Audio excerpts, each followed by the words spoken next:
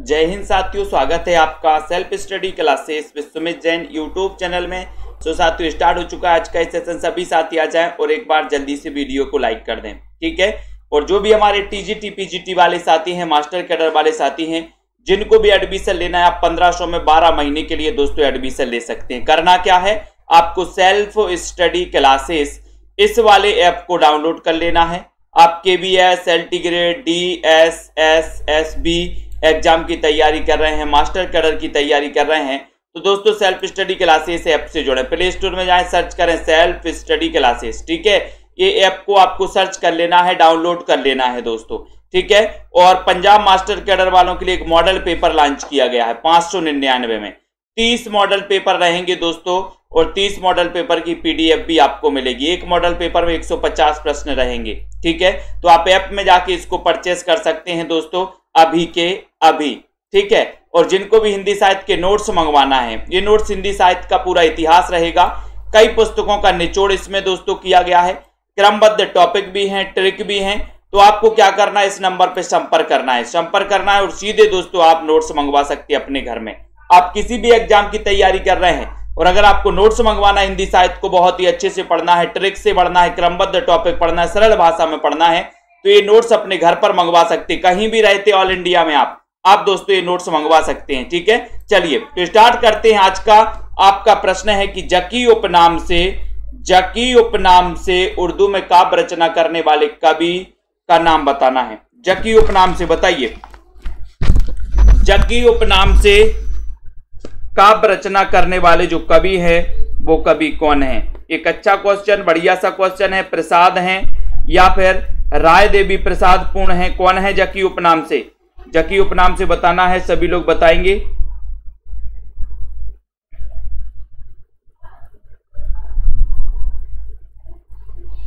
बताइए, जकी उपनाम से उर्दू में काव्य रचना करने वाले कवि का नाम क्या है? एक बढ़िया सा क्वेश्चन है और आपका उत्तर आ गया कि सर जगन्नाथ दास रत्नाकर लगा दो, D नंबर आप लगा दो, D नंबर सही हो जाएगा, ठीक है।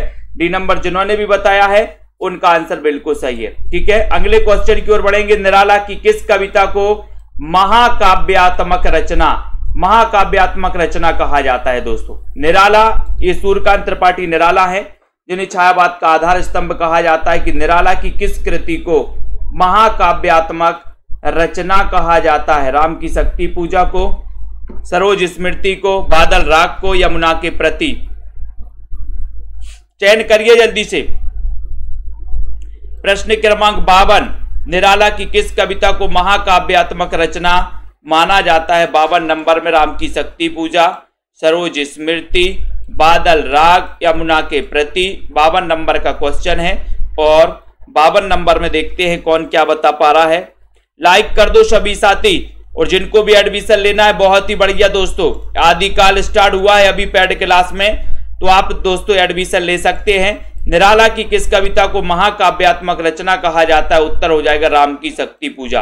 ये नंबर आपका बिल्कुल सही हो जाएगा, ठीक है। बहुत बढ़िया। कमला ठाकुर जी नेक्स्ट है। सिकंदर लोदी ने किसके कहने पर कबीरदास को जंजीरों से बांधकर गंगा में डुबोया था? जंजीर से बांधकर गंगा में डुबोया था, तो यहां पर आपको बताना है। बताइए, सिकंदर लोदी ने किसके कहने पर कबीरदास को गंगा में डुबोया था जंजीर में बांधकर? गुलाम हसनैन, मोहम्मद शाह, शेख तकी या फिर शेख फिदा हुसैन? बताइए, किसके कहने पर डुबोया था? प्रश्न क्रमांक आपका 53 नंबर का क्वेश्चन है। बताइए मधु जी, जसमेल जी, राइट आंसर यहां पर क्या हो जाएगा? बहुत ही बढ़िया क्वेश्चन, शेयर भी कर दो अपने मित्रों तक। ये सेशन रोज रात्रि 9 बजे होता है दोस्तों अपना, पर रोज पढ़ते हैं। तो सिकंदर लोदी की बात आती है, सिकंदर लोदी के समकालीन थे कबीर। एक क्वेश्चन तो यही आता है कि कबीर किसके समकालीन थे? तो कबीर थे सिकंदर लोदी के समकालीन, ठीक है। और इनको दोस्तों शेख तकी के कहने पर सिकंदर लोदी ने कबीरदास को जंजीर में बांधकर गंगा में डुबोया था। ये आपका दोस्तों C नंबर सही है। मुसलमान अनुयायियों के अनुसार कबीर के गुरु का नाम शेख तकी था। अगर नॉर्मल क्वेश्चन आता है कि कबीर के गुरु का नाम क्या था, तो कबीर के गुरु का नाम था रामानंद। ये भी अपन को याद कर लेना, ठीक है। स्वदेश दीपक की रचना है 54 नंबर के क्वेश्चन में। स्वदेश दीपक की रचना कौन सी है? आधे अधूरे, कबीरा खड़ा बाजार में, या फिर यहां पर दोस्तों बताइए कौन सी, कोर्ट मार्शल। 4 विकल्प हैं। 54 नंबर का क्वेश्चन है कुबेर मांझी जी। आनंद जी बताएं। चंचल राजपूत जी 54 नंबर में स्वदेश दीपक की रचना है तो कौन सी है? स्वदेश दीपक की। कबीरा खड़ा बाजार में, या फिर दोस्तों बकरी, या फिर कोर्ट मार्शल। ये यहां का यहां का हो गया। ठीक है, तो 54 नंबर के क्वेश्चन में बहुत ही बढ़िया आंसर आ गया। कोर्ट मार्शल आपका सही हो गया। डी नंबर आपका राइट आंसर। स्वदेश दीपक की रचना है कौन सी? Court martial. डी नंबर बिल्कुल सही है। कौन सी कृति भारतेंदु हरिश्चंद्र की नहीं है? कौन सी कृति भारतेंदु हरिश्चंद्र की नहीं है? भारत हरण, भारत दुर्दशा, अंधे नगरी, या फिर वैद्य की हिंसा हिंसा न भवती। कौन सी कृति भारतेंदु हरिश्चंद्र की नहीं है? ये क्वेश्चन आपसे पूछा गया है, सभी लोग बताएंगे। 55 नंबर के क्वेश्चन में, 55 नंबर के क्वेश्चन में आपको बताना है कौन सी कृति भारतेंदु हरिश्चंद्र की नहीं है। भारतेंदु जी की कौन सी कृति नहीं है 55 में? और 55 में आपका उत्तर है कि ए नंबर लगा दो, भारत हरण लगा दो। ए नंबर आपका सही है। भारत हरण भारतेंदु जी की कृति नहीं है। कौन सी? भारत हरण नहीं है। बाकी भारत दुर्दशा, अंधेर नगरी, वैद्य की हिंसा हिंसा न भवती, ये सारी की सारी हैं। ठीक है, तो ये नंबर आपका बिल्कुल सही है। लाइक कर दो सभी साथी, शेयर भी कर दो। जिसका अनुभव किया गया हो उसके लिए एक शब्द क्या है? जिसका अनुभव किया गया हो, 56 नंबर का क्वेश्चन है। जिसका अनुभव किया गया हो उसके लिए एक शब्द बताना है। बहुत ही बढ़िया क्वेश्चन है। अनुभूत है, अद्भुत है, आचार है, या फिर विचार है? जिसका अनुभव किया गया हो, जिसका अनुभव किया गया हो उसके लिए एक शब्द आपको बताना है। 56 नंबर का क्वेश्चन है। 56 नंबर के क्वेश्चन में आपको चयन करना है और आपका उत्तर हो जाएगा ए नंबर, यानी अनुभूत। अनुभूत हो जाएगा। ए नंबर आपका बिल्कुल सही है। जिसका अनुभव किया गया हो वो क्या है? अनुभूत। ए नंबर जिन्होंने भी बताया है लाइक करना है, बिल्कुल सही आंसर है ए नंबर, राइट, बहुत बढ़िया। भूतनाथ उपन्यास के लेखक कौन है? 57 नंबर के क्वेश्चन, भूतनाथ उपन्यास के लेखक कौन है? राधा कृष्ण दास, जगमोहन सिंह, देवकीनंदन खत्री, गोपाल राम गहमरी। भूतनाथ उपन्यास के लेखक कौन है? ये क्वेश्चन आपसे पूछा गया है, तो बताइए भूतनाथ उपन्यास के लेखक कौन है? 57 नंबर का क्वेश्चन है। 57 नंबर के क्वेश्चन में आपको चयन करना है भूतनाथ उपन्यास के लेखक कौन माने जाते हैं। मनप्रीत जी बताइए। संदीप जी, भूतनाथ उपन्यास के लेखक। और ये जो भूतनाथ उपन्यास है ये अधूरा उपन्यास माना जाता है। अधूरा, अधूरा माना जाता है। ठीक है, और इस उपन्यास के लेखक कौन है? तो उत्तर आपका चला जाएगा सी, यानी कि देवकीनंदन खत्री। सी नंबर चला जाएगा। देवकीनंदन खत्री आपका बिल्कुल सही हो जाएगा। सी, भूतनाथ उपन्यास के लेखक देवकीनंदन खत्री है। सी नंबर बिल्कुल सही है। सुकुल की बीबी ये किसकी रचना है? सुकुल की बीबी ये किसकी रचना है? केदारनाथ सिंह की है, धर्मवीर भारती, निराला, या फिर कमल भारती? हाँ, तो सुकुल की बीबी ये किसकी रचना मानी जाती है? 58 नंबर का क्वेश्चन। निष्ठा जी, जिनको भी नोट्स मंगवाना है हिंदी साहित्य के वो अपने घर पर मंगवा सकते हैं। दोस्तों ये नोट्स हैं आपके, 2 पार्ट में ये नोट्स बनाए गए हिंदी साहित्य के, एक बार देख लो सभी साथी। ये नोट्स हैं बढ़िया से। सुकुल की बीबी ये किसकी रचना ये आपको बताना है। और ये नोट्स जिनको भी मंगवाना है हिंदी साहित्य के, आप किसी भी एग्जाम की तैयारी कर रहे हैं, हिंदी साहित्य के लिए बहुत ही ट्रिकी नोट्स बनाए गए हैं। जिनको मंगवाना है मंगवा सकते हैं। 58 नंबर का क्वेश्चन है। 58 नंबर के क्वेश्चन में आपका उत्तर जा रहा है कि सुकुल की बीबी कैसी है? निराली। निराली है बोले सर, निराली से हो जाएगा निराला, निराला हो जाएगा। सी नंबर आपका बिल्कुल सही हो जाएगा। चिरंतन का विलोम शब्द क्या है? चिरंतन का, चिरंतन का विलोम बताना है। नश्वर है, चिंतित है, चतुर, या फिर इनमें से कोई नहीं। चिरंतन का विलोम क्या होता है? चिरंतन का विलोम क्या होता है? 59 नंबर के क्वेश्चन में चिरंतन का विलोम बताना है। बहुत ही बढ़िया क्वेश्चन है। 59 का क्वेश्चन है। प्रेम वर्मा जी, सुनैना जी, अनुज कुमार जी, रिंकी वर्मा जी, चिरंतन का विलोम शब्द बताना। 59 नंबर के क्वेश्चन में एक बार लाइक भी करना है और अपने सभी मित्रों को शेयर भी कर देना है। और आपका उत्तर है कि चिरंतन का विलोम होता है नश्वर। क्या होता है? नश्वर, यानी कि आपका जो ए नंबर है, ए नंबर वो बिल्कुल सही है। ये नंबर आपका राइट आंसर है, नश्वर है। शकुंतला नाटक ये किसकी रचना है। 60 नंबर का क्वेश्चन है, शकुंतला नाटक ये किसकी रचना है। जसवंत सिंह की, राम, नेबाज या फिर नागरी दास की। शकुंतला नाटक किसकी रचना मानी जाती है। 60 नंबर के क्वेश्चन में विवेक जी बताइए, रश्मि पाठक जी, अनुज कुमार जी, निशा वर्मा जी। 60 नंबर के क्वेश्चन में 60 का उत्तर बताना है। शकुंतला नाटक ये किसकी रचना है, बताइए किसकी रचना है। अच्छा क्वेश्चन है, बहुत ही बढ़िया क्वेश्चन है। शकुंतला नाटक, और शकुंतला नाटक करने से बाज नहीं आती, बाज, तो बाज से क्या बनेगा, नेबाज। नेबाज यानी कि आपका जो सी नंबर है, सी नंबर आपका सही है। शकुंतला नाटक करने से बाज नहीं आती, ठीक है, तो नेबाज आपका राइट आंसर है। मालवी किस उपभाषा की बोली है। मालवी किस उपभाषा की बोली है। पहाड़ी हिंदी की है, पश्चिमी हिंदी की है, राजस्थानी या फिर बिहारी हिंदी की है, बताइए। Self study classes app download कर लें सभी साथी। जिनको भी दोस्तों ऐप में एडमिशन लेना है, आप एडमिशन ले सकते हैं हमारे सभी साथी। मात्र 1500 में 12 महीने, 1500 में 12 महीने के लिए दोस्तों ये कोर्स है, और आप निरंतर बहुत अच्छे से पढ़ सकते हो। मालवी किस उपभाषा की बोली है। 61 नंबर के क्वेश्चन में 61 का आपका उत्तर बताना है, और ये है राजस्थानी हिंदी की, यानी सी नंबर राजस्थानी हिंदी आपका बिल्कुल सही है। मालवी राजस्थानी हिंदी की मानी जाती है, सी नंबर आपका करेक्ट आंसर है। प्राकृत पेंगलम की रचयिता कौन है। प्राकृत पेंगलम की रचयिता कौन है। हेमचंद्र हैं, स्वयंभू है, लक्ष्मीधर हैं या फिर विद्यापति हैं। प्राकृत पेंगलम के रचनाकार कौन माने जाते हैं। 62 नंबर के क्वेश्चन में आपको बताना है। 62 नंबर का क्वेश्चन है, प्राकृत पेंगलम के रचनाकार कौन है। एक अच्छा क्वेश्चन है, लाइक कर दो सभी साथी। और आपका उत्तर क्या जा रहा है, प्राकृत पेंगलम। प्राकृत पेंगलम की रचनाकार राइट आंसर है आपका लक्ष्मीधर। लक्ष्मीधर यानी कि सी नंबर आपका बिल्कुल सही है। प्राकृत पेंगलम के रचनाकार कौन है, लक्ष्मीधर हैं। और इनके टीकाकार कौन माने जाते, बंसीधर। टीकाकार कौन माने जाते, बंसीधर माने जाते। टीकाकार कौन है, बंसीधर।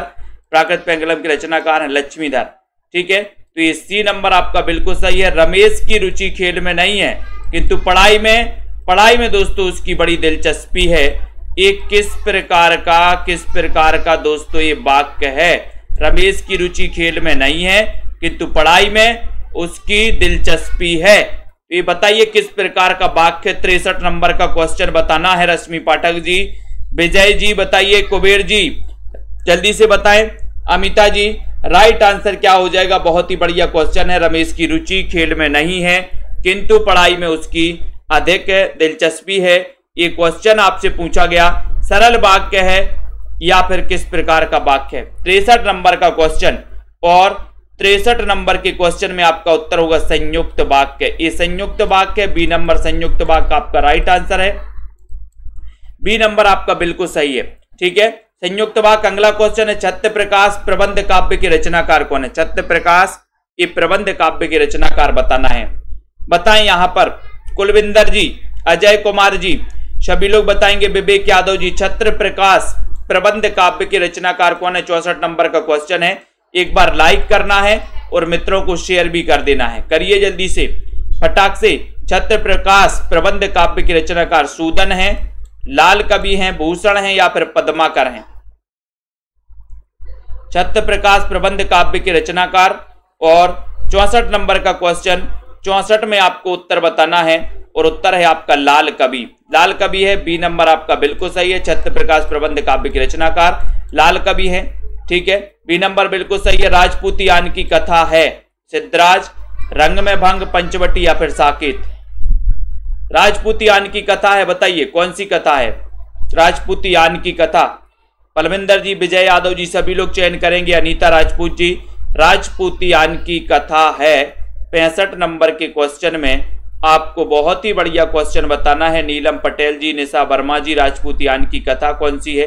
अर्पिता दुबे जी बताइए, और शेयर कर दीजिए अपने मित्रों को दोस्तों। और जिनको भी एडमिशन लेना बिल्कुल भी देर ना करें, ठीक है। Self study classes app download कर लें। 1500 में 12 महीने आपके लिए दोस्तों यहां पर पढ़ाया जाता है हिंदी साहित्य को बहुत ही बढ़िया और बम्पर तरीके से, त्रिक तरीके से। राजपूतियान की कथा रंग में भंग है ना, तो ये आपका बी नंबर बिल्कुल सही हो जाएगा। रंग में भंग, ये राजपूतियान की कथा इसमें है, बी नंबर सही है। किए हुए को ना मानने वाला, के लिए एक शब्द है। किए हुए को ना मानने वाले के लिए एक शब्द कौन सा है? चालाक, अविश्वसनीय, दुराचारी या फिर कृतज्ञ। 66 नंबर का क्वेश्चन, किए हुए को ना मानने वाला, इसके लिए एक शब्द चयन करना है। एक शब्द कौन सा है? 66 नंबर का क्वेश्चन है, बताइए। किए हुए को ना मानने वाला कार्तिक सिंह जी, ओजस्वी जी बताइए, मोहित जी। प्रश्न क्रमांक 66 नंबर का क्वेश्चन है और किए हुए को ना मानने वाला, इसके लिए एक शब्द हो जाएगा क्या? कृतज्ञ। यानी कि आपका जो डी नंबर है कृतज्ञ है वो बिल्कुल सही है। किए हुए को ना मानने वाला कृतज्ञ आपका राइट आंसर हो जाएगा। किस भाषा में उपन्यास को कादम्बरी कहते हैं? बहुत अच्छा क्वेश्चन। किस भाषा में उपन्यास को कादम्बरी कहते हैं? संस्कृत में, तमिल में, गुजराती या फिर मराठी में? बताओ गीतिका जी, चयन करिए यहां पर। नीतू सोलंकी जी, किस भाषा में उपन्यास को कादम्बरी कहते हैं? संस्कृत में, तमिल, गुजराती और मराठी में? अनुज कुमार जी, चयन करना है आपको। न्यू एकेडमी जी, किस भाषा में उपन्यास को कादम्बरी कहते हैं?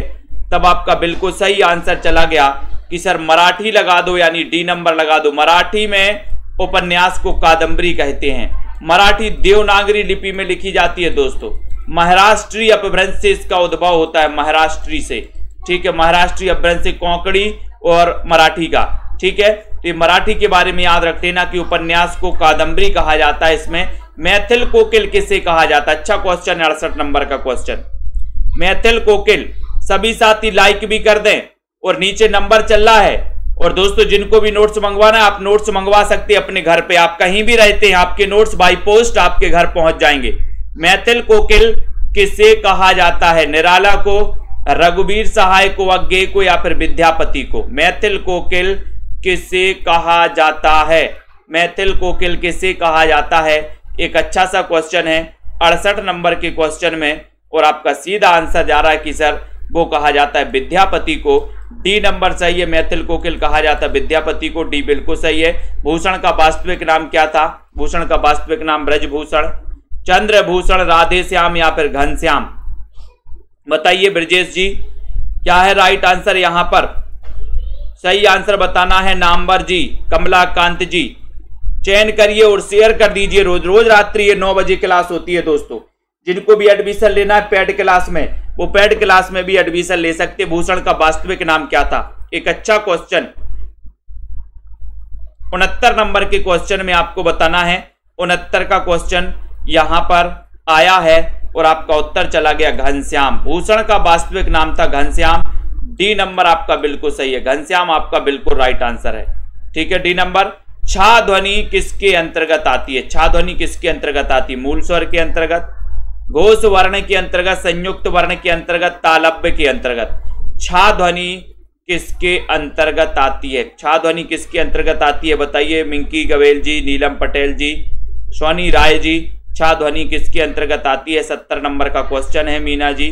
सभी लोगों को चयन करना, एक बार शेयर भी कर देना। अजय कुमार जी, प्रियंका पाल जी। और बहुत ही बढ़िया क्वेश्चन है और आपका उत्तर चला गया कि सर जो छा वर्ण है, छा वर्ण ये आता है संयुक्त वर्ण के अंतर्गत, यानी कि आपका उत्तर सी नंबर बिल्कुल सही हो जाएगा। छा ध्वनि किसके अंतर्गत आती है? संयुक्त वर्ण के अंतर्गत आती है। सी नंबर करेक्ट आंसर है। प्रभात फेरी रचना किसकी है? प्रभात फेरी रचना किसकी है? रामेश्वर शुक्ल अंचल की, नरेंद्र शर्मा की, नागार्जुन की या फिर जैनेन्द्र कुमार की? प्रभात फेरी के रचनाकार कौन है? 71 नंबर का क्वेश्चन है। अरुण राजपूत जी, अनीता जी, एसडीबी जी, कुलविंदर जी, सीताराम जी। प्रभात फेरी के रचनाकार कौन है? अच्छा क्वेश्चन है पुष्पा यादव जी। लाइक करके शेयर भी करिए जल्दी से। प्रभात फेरी रचना ये किसकी है? रामेश्वर शुक्ल अंचल, नरेंद्र शर्मा, नागार्जुन या फिर जैनेन्द्र कुमार? 71 नंबर का क्वेश्चन है। 71 नंबर के क्वेश्चन में बताना है कि सर नरेंद्र शर्मा लगा दो। बी नंबर आप लगा दो। बी नंबर आपका बिल्कुल सही है। नरेंद्र शर्मा, प्रभात फेरी रचना किसकी है? ये नरेंद्र शर्मा की है। बी नंबर आपका करेक्ट आंसर है। हंसो जल्दी हंसो, हंसो हंसो जल्दी हंसो, ये रचना, इसके लेखक कौन है? हंसो हंसो जल्दी हंसो, बताइए। सुरेखा जी, हिंदी विथ जी, रंजीत सिंह जी, सुनील कुमार जी, सभी लोग बताएंगे राइट आंसर हंसो हंसो जल्दी हंसो। मायाराम जी बताएं, चयन करिए जल्दी से। शेयर भी करिए अपने मित्रों को।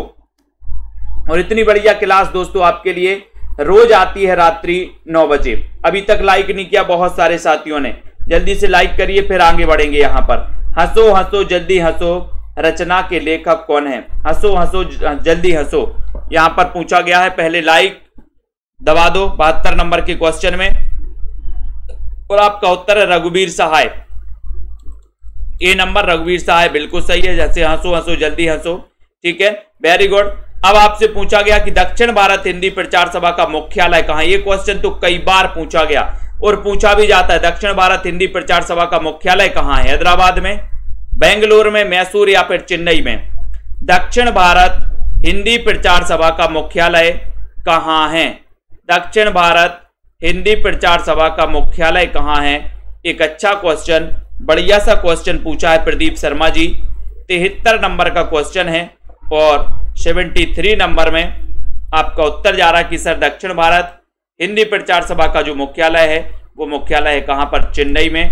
डी नंबर चेन्नई आपका बिल्कुल सही है, चेन्नई राइट आंसर है, ठीक है, ये चेन्नई में है। डी नंबर कल्पांतर रचना के लेखक कौन है? कल्पांतर रचना के गिरजा कुमार माथुर हैं, आचार्य शुक्ल हैं, राम कुमार वर्मा हैं, रमेश शमशेर बहादुर हैं। कल्पांतर रचना के लेखक कौन है? कल्पांतर रचना के लेखक कौन है? लखविंदर जी बताइए। विश्वास मलिक जी चयन करिए जल्दी से। संदीप प्रजापति सी 74 नंबर का क्वेश्चन है। और सेल्फ स्टडी क्लासेस का ऐप जरूर डाउनलोड कर लें आप लोग। सेल्फ स्टडी क्लासेस का ऐप डाउनलोड करना है। कल्पांतर रचना के लेखक कौन है ये 74 नंबर के क्वेश्चन में आपको बताना है। और आपका उत्तर चला गया कि कल्पांतर में गिरजा। कल्पांतर में गिरजा, तो गिरजा से हो जाएगा गिरजा कुमार माथुर। ये नंबर आपका बिल्कुल सही हो जाएगा, ये नंबर आपका राइट आंसर हो जाएगा। साहित्यिक अपभ्रंश को पुरानी हिंदी किसने कहा है? साहित्यिक अपभ्रंश को पुरानी हिंदी किसने कहा है? बताओ। शुक्ल जी ने, हजारी प्रसाद द्विवेदी, गुलेरी जी ने या राहुल सांकृत्यायन ने? साहित्यिक अपभ्रंश को पुरानी हिंदी किसने कहा है? ये क्वेश्चन आपसे पूछा गया 75 नंबर के क्वेश्चन में। और 75 नंबर के साहित्यिक अपभ्रंश को पुरानी हिंदी किसने कहा? ये बहुत ही बढ़िया क्वेश्चन है। और आपका उत्तर चला गया ए नंबर साहित्यिक हिंदी को। यहाँ साहित्यिक पूछा है तो साहित्यिक में आप क्या लगाओगे? गुलेरी जी लगा रहे, देखो बहुत सारे लोग, बहुत बढ़िया। अगर यहाँ साहित्यिक ना होता, साहित्यिक काट दो मान के, यहाँ पर ऐसा होता अपभ्रंश को पुरानी हिंदी किसने कहा, अगर इतना होता अपभ्रंश को पुरानी हिंदी तब आप गुलेरी लगाते। लेकिन यहाँ साहित्यिक अपभ्रंश पूछा है तो आपको रामचंद्र शुक्ल लगाना। देखो लाइन से सी नंबर बता रहा है, बहुत बढ़िया, पढ़े लिखे गुलेरी जी, बहुत बढ़िया, बहुत बढ़िया, बहुत बढ़िया, है ना। लाइन से गुलेरी जी लगाया, लेकिन आपने ये नहीं पढ़ा साहित्यिक अपभ्रंश को। अपभ्रंश को पुरानी हिंदी कहा है गुलेरी जी ने, साहित्यिक अपभ्रंश को तो रामचंद्र शुक्ल ने पुरानी हिंदी कहा। ये नंबर आपका सही है। आओ देखा ना ताव और कर दिया बोले घाव, है ना। कौल ज्ञान निर्णय, ऐसे ही गलतियां होती हैं आप लोगों की। क्वेश्चन बनता है लेकिन बोले हाँ, वही क्वेश्चन आ गया, वही क्वेश्चन आ गया, लगा दो टिक, है ना। आओ देखा ना ताव और कर दिया घाव। कौल ज्ञान निर्णय की रचनाकार कौन है ये आपको बताना है। जल्दी से बताइए फटाफट से, है ना। जे रंजीत सिंह जी बोल रहे बिल्कुल नहीं होगा, ये हजारी होंगे। बहुत बढ़िया, बैठे रहो हजारी पर, बहुत बढ़िया। तो यहां पर कौल ज्ञान निर्णय की रचनाकार कौन है? 76 नंबर का क्वेश्चन है। और कोल खाते हैं कौन? कोल खाते हैं कौन? बोले मच्छर। और मच्छर तो मच्छर से होगा मच्छंदरनाथ या मत्स्येंद्रनाथ। इनकी एक रचना है कौल ज्ञान निर्णय, यानी कि सी नंबर आपका बिल्कुल सही है। सी नंबर पूजा देवी जी बिल्कुल राइट आंसर है। तार सप्तक का कवि नहीं है, कौन नहीं है बताओ? नेमी चंद्र जैन नहीं है, मुक्तिबोध नहीं है, भारत भूषण अग्रवाल नहीं है, शमशेर बहादुर नहीं है। तार सप्तक का कवि नहीं है तो कौन नहीं है? तो ये बताइए, जल्दी से बताइए। सरोज जी चयन करिए। तार सप्तक का कवि नहीं है, फटाक से बताना है। तार सप्तक का कवि, तार सप्तक में नेमी मुक्त भारत की प्रभा, ये तीन तो है नेमी मुक्त भारत की। शमशेर बहादुर नहीं है, ठीक है। देखो बहुत सारे लोग सी लगा रहे हैं, जबकि उत्तर क्या है? शमशेर बहादुर। डी नंबर आपका सही हो जाएगा, डी नंबर। ठीक है, डी नंबर जिन्होंने चयन किया उनका आंसर तो सही है। ठीक है, थोक का विलोम बताना है। थोक का देखते हैं कौन कौन बता रहा है। थोक का विलोम क्या होगा? थोक का विलोम बताइए। थोक का विलोम चयन करिए जल्दी से। थोक का विलोम क्या हो जाएगा? जल्दी से।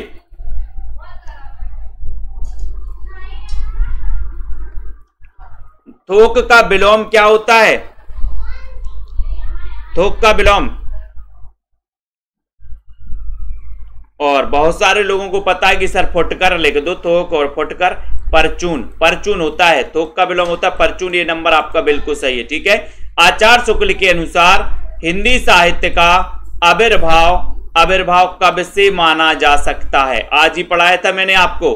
आचार्य शुक्ल के अनुसार हिंदी साहित्य का आविर्भाव कब से माना जाता है? बताइए, बताएं, चयन करिए। रितु चौधरी, रोली सिंह जी, मोहित जी, तनु जी, सभी लोग बताएंगे। 79 नंबर का क्वेश्चन है। सीताराम जी, भावना गंगवार जी, आचार्य शुक्ल के अनुसार हिंदी साहित्य का आविर्भाव कब से माना जा सकता है? सिया अग्रवाल जी, 79 नंबर के क्वेश्चन में 79 का उत्तर आपको चयन करना है। 79 में आपको बताना है और आपका उत्तर है कि सर प्राकृत की अंतिम अपभ्रंश अवस्था से, यानी कि आपका उत्तर सी बिल्कुल सही है। सी आपका राइट आंसर है ना। हिंदी साहित्य का आविर्भाव माना जाता है प्राकृत की अंतिम अपभ्रंश अवस्था से। सी नंबर राइट है। अद्वैतवाद के प्रवर्तक कौन है? 80 नंबर का क्वेश्चन। अद्वैतवाद के प्रवर्तक कौन है? रामानुजाचार्य, शंकराचार्य, रामानंद या फिर सभी? अद्वैतवाद के प्रवर्तक कौन है? बताइए। यस्मीन जी, सुनील जी, तनु जी, अद्वैतवाद के प्रवर्तक कौन माने जाते हैं? तन्मय शर्मा, सिया अग्रवाल जी, सरोज जी, सभी लोग बताएंगे। और एक बार लाइक कर दो फटाफट से। 80 नंबर का क्वेश्चन है। 80 नंबर के क्वेश्चन में आपका उत्तर हो जाएगा क्या? अद्वैतवाद के प्रवर्तक। अद्वैतवाद के प्रवर्तक माने जाते हैं कौन? शंकराचार्य। अद्वैतवाद के प्रवर्तक माने जाते हैं शंकराचार्य। बी नंबर आपका करेक्ट आंसर है। शंकराचार्य आपका राइट है। अद्वैतवाद के प्रवर्तक हैं शंकराचार्य। बी बिल्कुल सही है। ठीक है, ये अद्वितीय है कौन? शंकराचार्य। भारतीय अद्वैतवाद में जो स्थान माया का है ना, सूफी काव्य में वह स्थान किसका है? बताओ, सूफी काव्य में वह स्थान किसका? भारतीय अद्वैतवाद में जो स्थान माया का है, सूफी काव्य में वह स्थान किसका है? वैभव का, लक्ष्मी, शैतान या फिर इंसान का? 81 नंबर का क्वेश्चन है।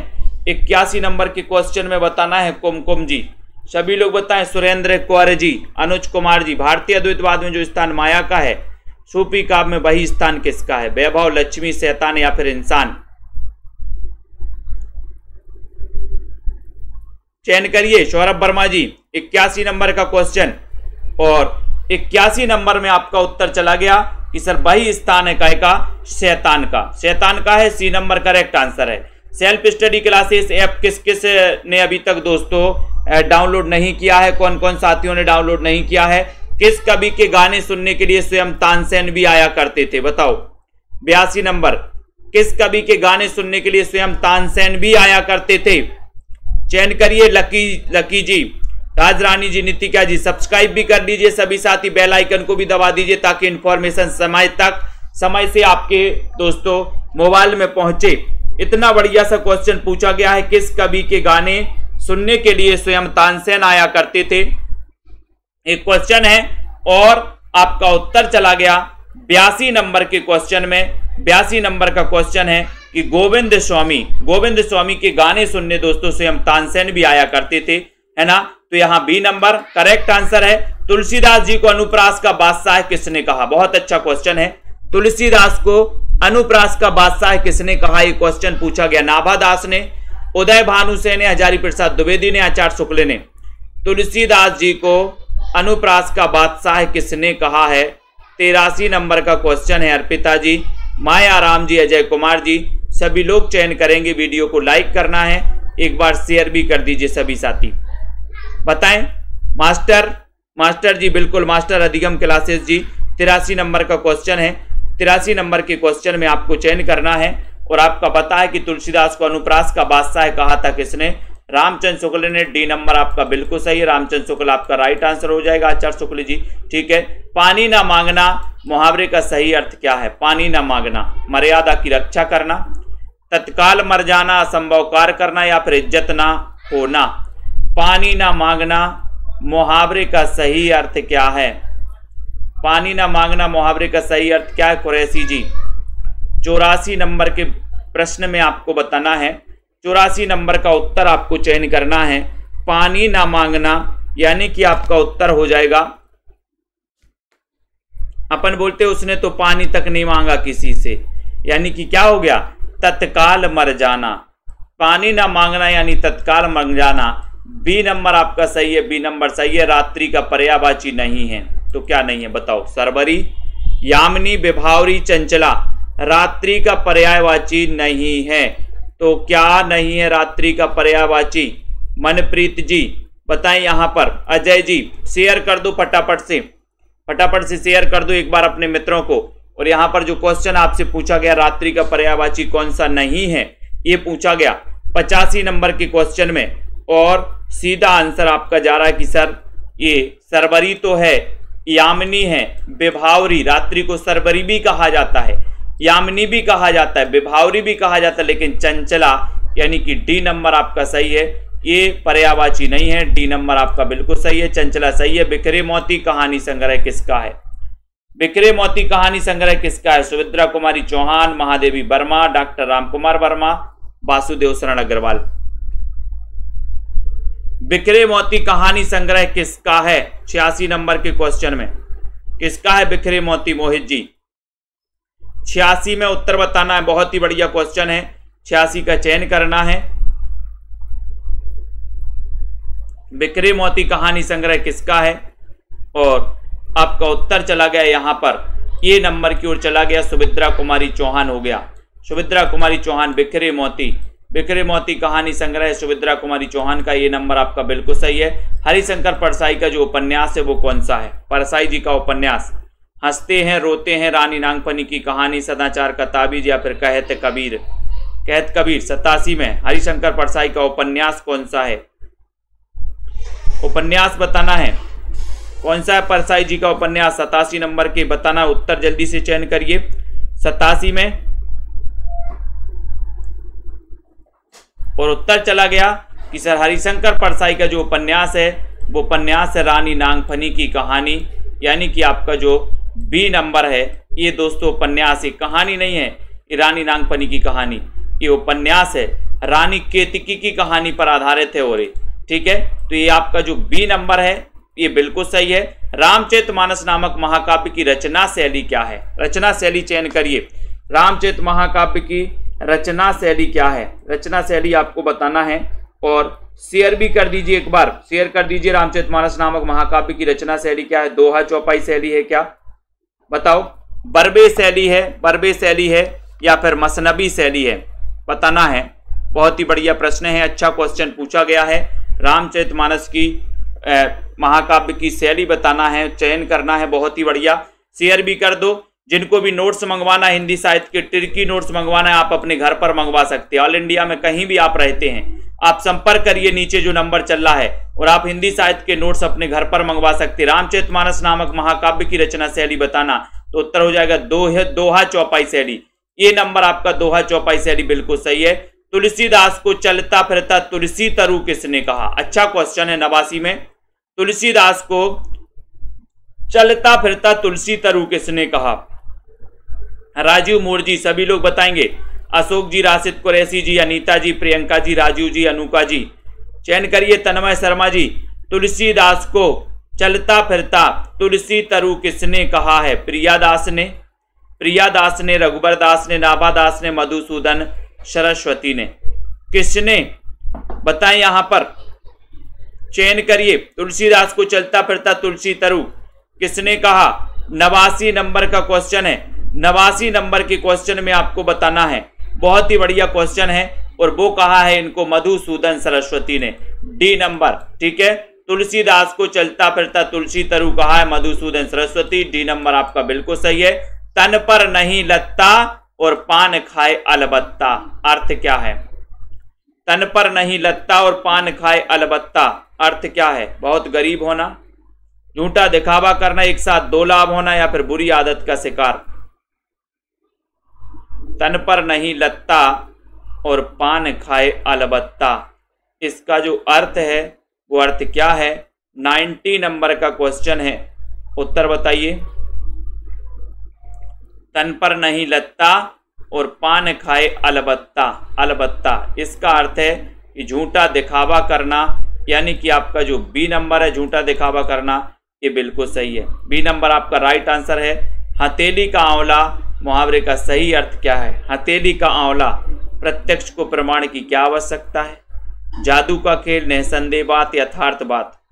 हथेली का आंवला मुहावरे का सही अर्थ क्या है? सही अर्थ क्या है बताइए। 91 नंबर के क्वेश्चन में लाइक करो जल्दी से, शेयर भी करना। हथेली का आंवला मुहावरे का सही अर्थ क्या है? अजय कुमार जी, हथेली का आंवला मुहावरे का सही अर्थ बताना है। विनोद कुमार जी बताइए। मिंकी ग्रेवाल जी और विकास भाटी जी, हथेली का आंवला मुहावरे का सही अर्थ है कि निसंदेह बात, यानी कि 91 नंबर में जो आपने चयन किया है तो ये हो जाएगा निसंदेह बात। सी नंबर आपका सही है। हथेली पर हथेली का आंवला, हथेली का आंवला यानी निसंदेह बात। देखो बहुत सारे लोग प्रत्यक्ष को प्रमाण की जो ये लगा रहे, ठीक है। निसंदेह, हथेली का आंवला मुहावरे का अर्थ है निसंदेह बात, है ना। यही तो गड़बड़ होता है। सज्जन का संधि विच्छेद क्या होगा? सज्जन का बताइए। सज्जन का संधि विच्छेद बताना। सज धन जन, सत धन जन, सज्ज धन ना, या फिर सा धन जन। सज्जन का संधि विच्छेद क्या होगा? 92 नंबर का क्वेश्चन है। 92 नंबर का आपको बताना है सज्जन का संधि विच्छेद क्या हो जाएगा। कमला ठाकुर जी, अनीता राजपूत जी, उत्तर क्या आ रहा है यहाँ पर? सज्जन का संधि विच्छेद, और उत्तर चला जाएगा आपका सज्जन का संधि विच्छेद होगा सत्य धन जन। सी नंबर आपका सही है। सत्य धन जन आपका राइट आंसर हो जाएगा। सी नंबर। महेश का सही संधि विच्छेद बताइए। महोधन ईस, महाधन ईस, महीधन ईस, माहीधन ईस। महेश का सही संधि विच्छेद। लाइक कर दीजिए सभी साथी, शेयर भी कर दो अपने मित्रों तक, ठीक है। और दोस्तों बहुत ही बढ़िया क्वेश्चन आपसे पूछा गया है, शेयर भी कर दिया करो। जिनको भी एडमिशन लेना है सेल्फ स्टडी क्लासेस ऐप में, वो सभी साथी एडमिशन जरूर ले लें, एडमिशन ले लें। महेश का सही संधि विच्छेद क्या होगा? ये क्वेश्चन आपसे पूछा गया और इतना अच्छा क्वेश्चन है। महेश का सही संधि विच्छेद बताना है नितिका जी। उत्तर क्या है? 93 नंबर का क्वेश्चन है।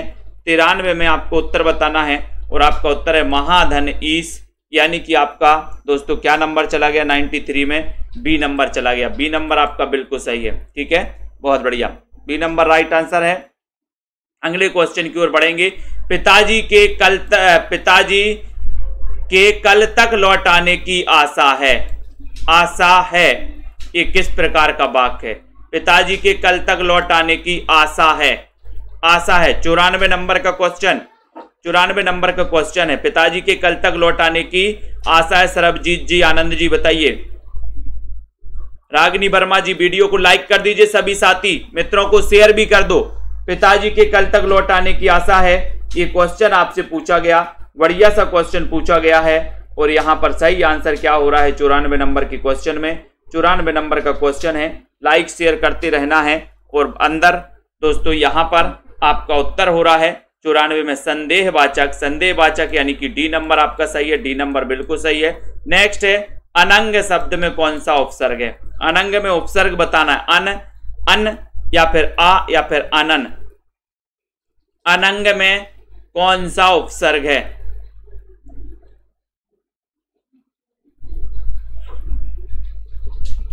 अनंग में उपसर्ग बताना है। 95 नंबर का क्वेश्चन है। और अनंग का जो उपसर्ग हो जाएगा दोस्तों वो क्या हो रहा है? उत्तर हो जाएगा बी, यानी कि अन। अन आपका राइट आंसर है। नेत्री शब्द का विलोम क्या होगा? नेत्री का विलोम बताना है आपको। 96 नंबर नेत्री का विलोम। लाइक करिए सभी साथी, शेयर भी कर दीजिए। Self study classes, play store में जाइए, सर्च करिए सेल्फ स्टडी क्लासेस, ऐप को डाउनलोड कर लें। जिनको भी एडमिशन लेना है, निरंतर हिंदी साहित्य का अध्ययन करना है, मात्र 1500 में 12 महीने आपके लिए पढ़ा रहे हैं, ठीक है। और जिनको भी दोस्तों क्या करना है, जिनको भी नोट्स मंगवाना है अपने घर पर, तो आप नोट्स भी मंगवा सकते हैं। आपके कहीं भी रहते हैं आप ऑल इंडिया में, आपके नोट्स आपके घर तक पहुंचेंगे। नेत्री का विलोम बताना 96 में। उत्तर हो जाएगा नेता, ये नंबर बिल्कुल सही है। ए घोड़ा अच्छा है, वाक्य में एह क्या है? यह क्या है बताओ 97 नंबर में। यह घोड़ा अच्छा है वाक्य में यह क्या है? संज्ञा, सर्वनाम, विशेषण या सार्वनामिक विशेषण है? यह घोड़ा अच्छा है वाक्य में यह क्या है? 97 नंबर का क्वेश्चन है।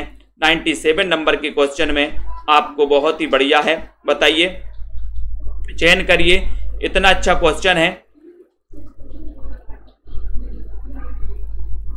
यह घोड़ा अच्छा है वाक्य में यह क्या है?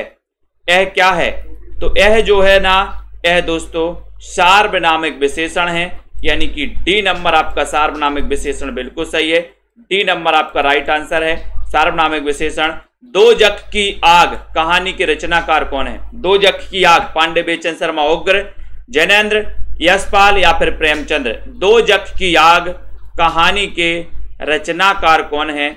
एक अच्छा क्वेश्चन है। राजीव जी, प्रियंका, अनीता जी, सभी लोग बताना है। अशोक जी, दो जख की आग कहानी के रचनाकार कौन है? 98 नंबर का क्वेश्चन है। 98 नंबर के क्वेश्चन में बताना है दो जख की आग कहानी के, और वो माने जाते दो जख की आग। दो जख की आग कहानी के रचनाकार पांडे, बेचन शर्मा, उग्र हैं। उग्र यानी कि ए नंबर आपका बिल्कुल सही है। ठीक है, दो जख की आग, पांडे, बेचन शर्मा, उग्र, ए नंबर बिल्कुल करेक्ट आंसर है। नीलम देश की राजकन्या, नीलम देश की राजकन्या कहानी के रचनाकार कौन है? नीलम देश की राजकन्या जैनेन्द्र कुमार है, प्रेमचंद है, यशपाल है या फिर भगवान दास है? नीलम देश की राजकन्या 99 नंबर का क्वेश्चन है। राशिद कुरैशी जी, अनीता जी, नीलम देश की राजकन्या, इस कहानी के रचनाकार कौन है? और बहुत ही बढ़िया क्वेश्चन आ चुका है यहां पर। सभी लोगों ने राइट आंसर चयन किया कि सर नीलम देश की राजकन्या, यानी कि उत्तर है जैनेन्द्र कुमार। ए नंबर आपका बिल्कुल सही है। ए नंबर राइट आंसर है, बहुत बढ़िया आंसर, वेरी गुड। ठीक है, अगला क्वेश्चन, नीलम देश की राजकन्या, नीम के फूल कहानी के रचनाकार कौन है? 100 नंबर का क्वेश्चन है। लाइक कर दें सभी साथी, शेयर भी कर दीजिए। नीम के फूल कहानी के रचनाकार, नीम के फूल बताइए। नीम के फूल 100 नंबर में, नीम के फूल उठे के गिरे, बताइए। नीम के फूल गिरे, गिरे, नीम के फूल गिरे, तो गिरे से क्या हो जाएगा? नीम के फूल गिरे, गिरे से हो जाएगा गिरिराज किशोर, यानी कि आपका जो डी नंबर है, डी नंबर वो बिल्कुल सही है। गिरिराज किशोर आपका राइट आंसर है।